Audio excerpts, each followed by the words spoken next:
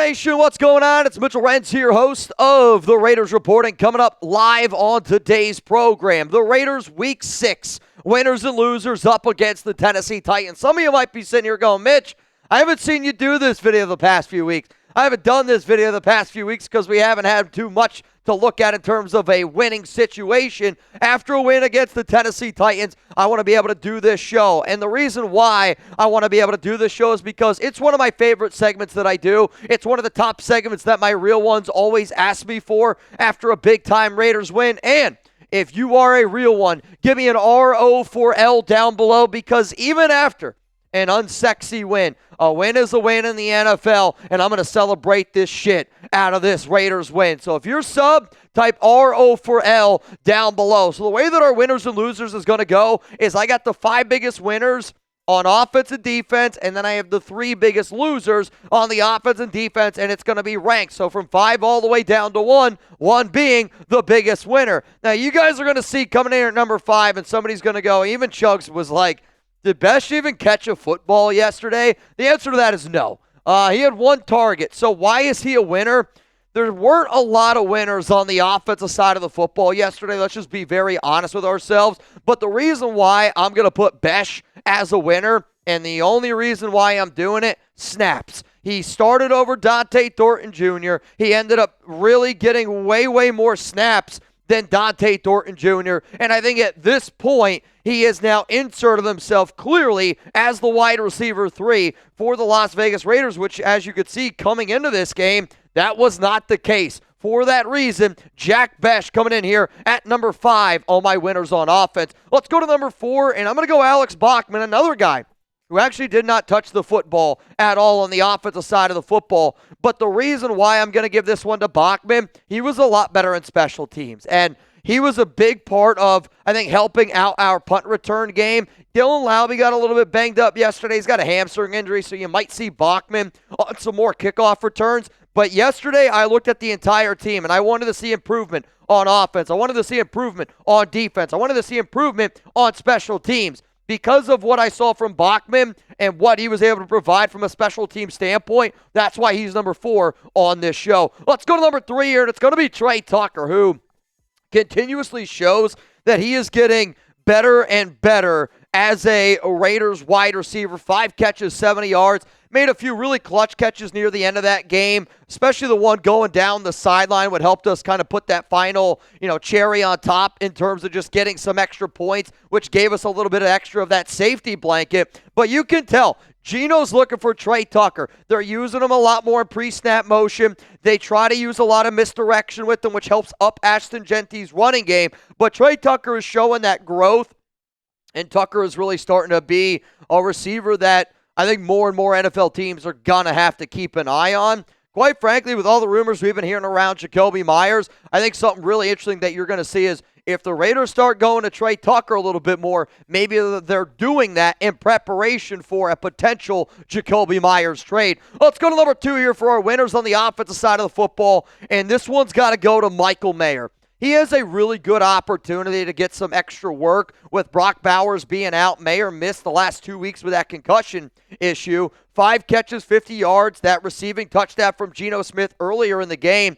Pretty incredible when you think about it, but he also made a clutch catch on 4th down. I liked what I saw from him from a blocking standpoint from top to bottom. He was definitely better than Ian Thomas, but you can tell that Chip Kelly trusts Michael Mayer. You could tell Geno Smith trusts Mayer in big-time situations, and for a player who is the tight end number 2 on this roster, I sit back here and I wonder, does it just make more sense to do a lot more 12 personnel once Bowers comes back, or do we just make Bowers the number 1 wide receiver, put Tre Tucker and Jack Besh out there, and see what this offense looks like again, in case Jacoby ends up getting dealt? Before I tell you who I thought was the biggest winner on the offensive side of the football, this question is open-ended, and this can go to anybody on defense, can go to anybody on offense, can go to, hell, I don't even care, coach, special teams. You let me know.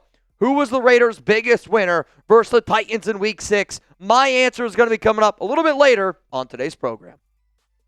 Even though I have Ashton Jeanty as the biggest winner on offense, I do not think that he was the biggest winner in this football game for the Silver and Black. The person who is number one on this show for defense is my answer to that question. But one of the things that we learned yesterday was that this team wants to put their entire offense around number two. They want him to be the focus point. I want him to be the focus point. I want him to get a little bit more work in the red zone, but the 23 carries, season high. 25 touches, season high. And the offensive line is going to take some growing, and it does. It needs to get better and better and better and better, no doubt about it.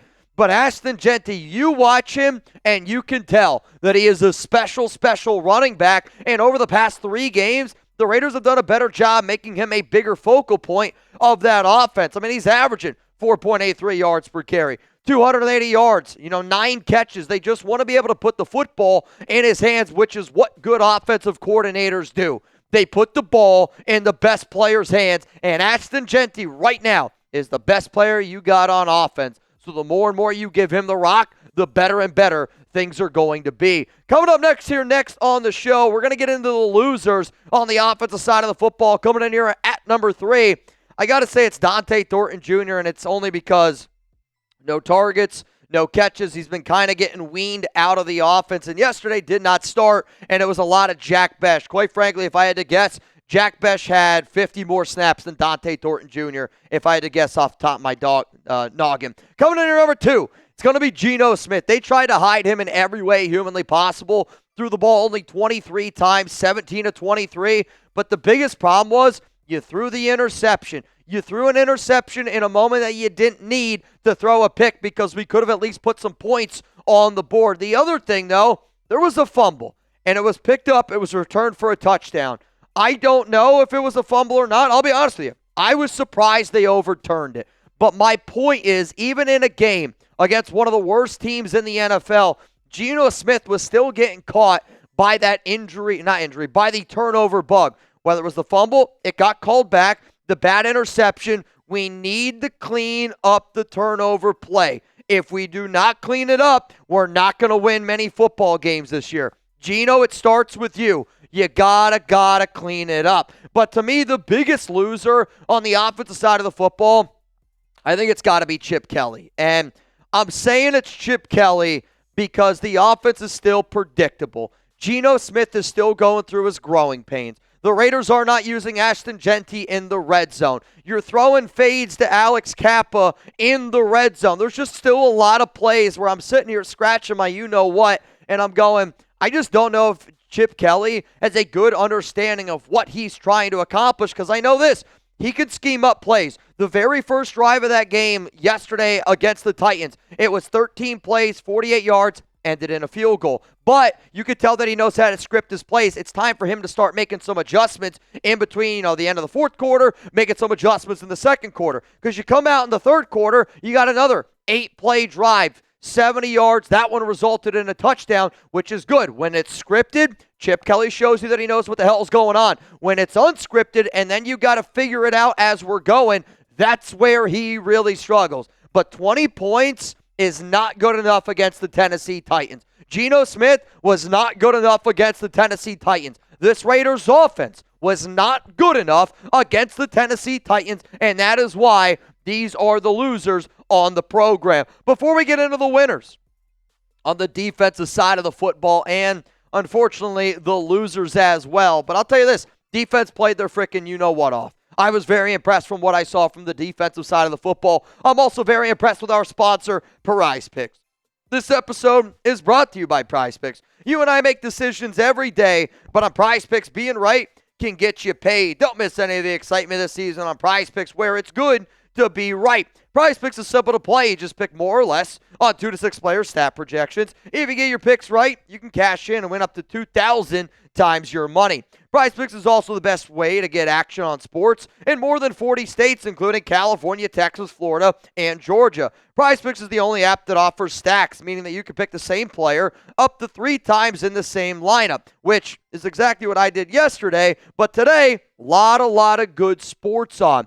It is a doubleheader for baseball, doubleheader for football, and our Monday night football lineup, that we're going with tonight. We're going to go more on 15.5 rush attempts with Bijan Robinson, less than 39.5 receiving yards with Keon Coleman, more than 1 interception for Caleb Williams, and then Ja'Cory Krosky-Merritt, maybe you guys know him as Bill, more than 1 receiving or rushing touchdown. If you want to roll with that lineup, then I need you to listen up. Download the PrizePicks app today. Use code CLNS to get $50 in lineups after you play your first $5 lineup. That is code CLNS to get $50 in lineups after you play your first $5 lineup. PrizePicks, it's good to be right. Let's go to the losers now, the winners on the defensive side of the football. I'm going to go number 5 here, Tyree Wilson.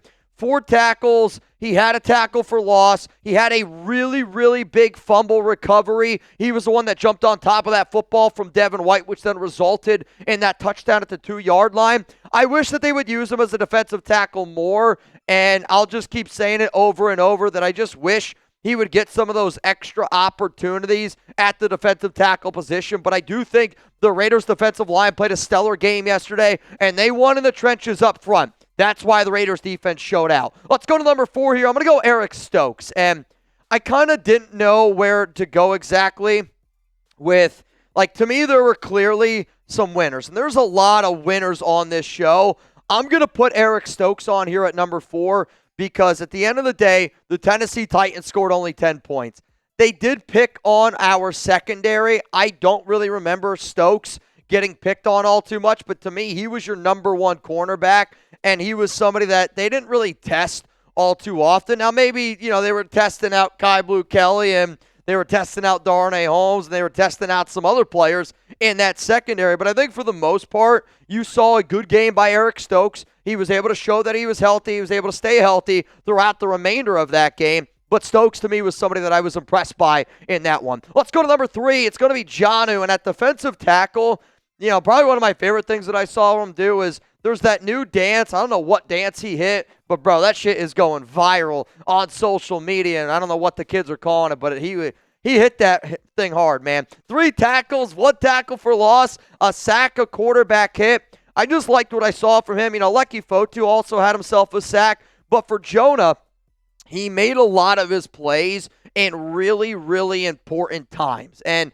I wish I could sit back here and remember the exact moments of all those plays, but I remember sitting here going, oh, wow, it's another big play by Jonah. Oh, wow, it's another big play by Jonah. And he's just somebody that's got to continue to show that he can get better and better and better, because when you lose somebody like Christian Wilkins, you just need your defensive tackles to be able to fill in those gaps and fill in those holes, which hasn't been easy to do, but a solid performance there from John Alalu. Let's go to number 2 here, Max Crosby. And Max had himself a hell of a game. Also, special happy birthday to Max's daughter. She turns 3 years old today.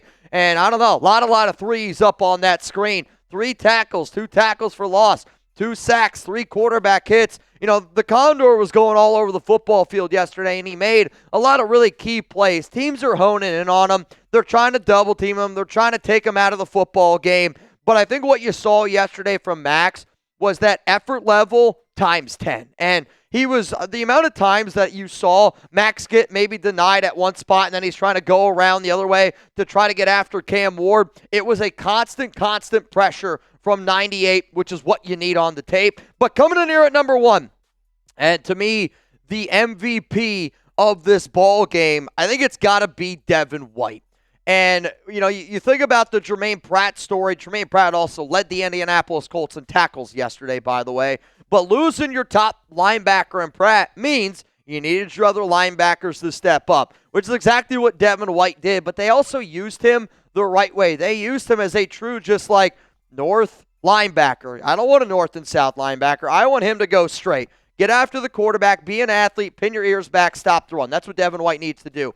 They didn't drop him back into coverage too much yesterday. When they did, he did get picked on a little bit, but 9 tackles, the tackle for loss, the sack, the quarterback hit, but the biggest play in the football game, Devin White strip sack fumble, recovered, Raiders end up getting a touchdown. It was the biggest play of the game. When you start a drive at your own 2-yard line, when you win the turnover battle in a football game like that was yesterday, and that was an ugly, ugly football game, you needed somebody to make a play. You needed somebody to step up, and I thought Devin White stepped up, made a play, and helped this Raiders offense cash in. Because without that Devin White strip sack fumble, this looks like an entirely different football game. Coming up next here, though, we're going to get into the losers on the defensive side of the football here on the Raiders Report. Before I do that, though, I got to give more and more love to some of our MVPs and to the people that showed us love when we went live yesterday for Raiders and Titans. Shout out to the MVP, Isaac Hernandez. He's going to be getting some really sick signed Raiders Report swag this week for just being an absolute legend, over 6 bangs yesterday. But you know what, though? There was a lot of people, and Chugs and I were joking about it. Shout out to Ron Raspberry. Bro put in basically an entire 8-hour day slaying bots yesterday. But to Kevin Pratt, to Cove Utter, the Night Devil, A Horse in His Beer, Wild One, Venthrak. Shout out to Steve. Shout out to Nelly Fig. Shout out to Bono, Yoda Jenkins. I mean it. I was live 8 hours yesterday, and I'm not going to lie to you, I'm hurting a little bit today, but we're doing what we do because y'all do what you do. And I hope that you always know that if you bring the energy, I'm going to bring the energy. And I hope that you always bring that energy. These people brought the energy. Let's go to the losers, though, on the defensive side of the football. Coming in here at number 3, I'm going to put Malcolm Kuntz. And yesterday somebody asked me, they're like, did Malcolm Kuntz even play? There were a few times where I noticed him out on the field, but he's just not making an impact this season. And, you know, you kind of sit back and you go, well, when is it going to happen? When is it going to happen? When is it going to happen? And the Raiders had 6 sacks. The Cam Ward-led Tennessee Titans are one of the worst offenses in the NFL. I believe the Titans have now had Cam Ward sacked more than anybody in the NFL. I believe 25 sacks have gone against the Tennessee Titans. And even in a game like that, Malcolm Kuntz was silent. Even in a game like that, you didn't even know if he really played. And I just expect more out of a player that you paid $12 million for, and he just hasn't been able to go out there, and he hasn't been able to do it. Coming in here at number 2, Isaiah Paul-Mal.